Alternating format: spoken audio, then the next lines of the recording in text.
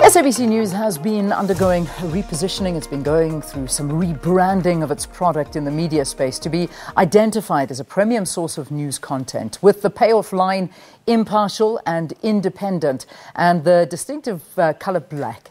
The introduction of an African-focused program is one of the many efforts by the broadcaster to continue to reposition the brand. African Perspective, set to air from this evening, the 3rd of October at 9:30 on SABC News Channel 404. And joining us in studio is the host of the show, Tsepiso Makwetla. It is so good to see you. It's good to see you. Good, and congratulations. I mean, I think that this is such a huge moment for both you and for the SABC to have particularly an African-focused program now. And Leanne, as you know, the SABC has always been committed to bring the African worldview to the fore. I mean, we've seen it with SABC Africa, SABC International, and that is where the establishment of some of the bureaus that we have across the continent and beyond has been pivotal. And what we're trying to do really is make use of the resources that we have. We've always sought to really go deeper into some of the stories that make international headlines, localizing it, but more importantly, giving it an African perspective, as the name of the program suggests. And what that really is understanding African philosophy, history, the challenges from an African worldview. So whether people are here living on the continent or beyond, that perspective is very, very important. And what we want to do is to, as much as possible, have it viewer-driven, to ensure that the viewers themselves tell us what their point of view or perspective is about some of those stories that are topical. Which is so important because, I mean, at the end of the day,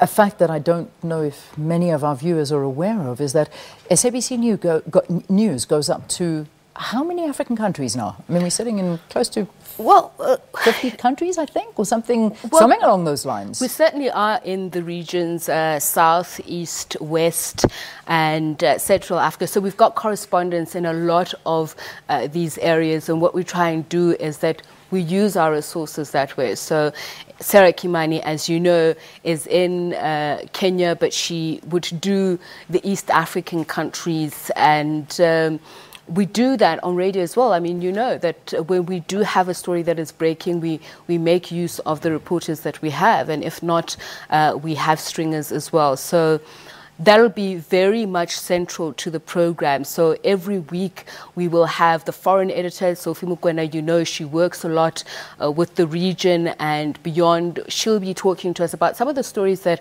are trending or topical. We'll also have those correspondents speak to us live from wherever their posting will be, and some will be in the studio to talk to us about some of the stories that have been making headlines and looking forward to what might dominate the news headlines in the week thereafter. Yeah. And it is very important, as you say, to tell the African story from the African perspective, because we tend to leave it to many of the Western media organizations to tell our own story. And sometimes it is really brought across in the wrong way. The format of the show, you said crossing to correspondence, getting trending topics and stories. This is going to be a weekly story. How long a weekly program? It's going to be a weekly program. So every Wednesday at 9:30 we'll pick Is it a topic. half-an-hour program? It's a half-an-hour program.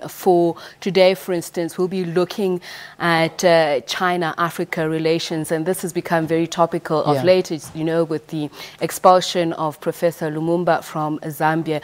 That has raised quite a storm. And it's also very important because we recently had the FOCAC summit, and we know that Africa has been trying to get as much FDI as possible. China has committed to that. It's investing billions of rands or dollars into the continent. Just this morning on Business Day, they're running a story about how Huawei is looking at pumping more money. But there are questions that are raised by some about whether or not this is the second colonization of Africa. Very topical. It's a topical issue. It's a contentious issue.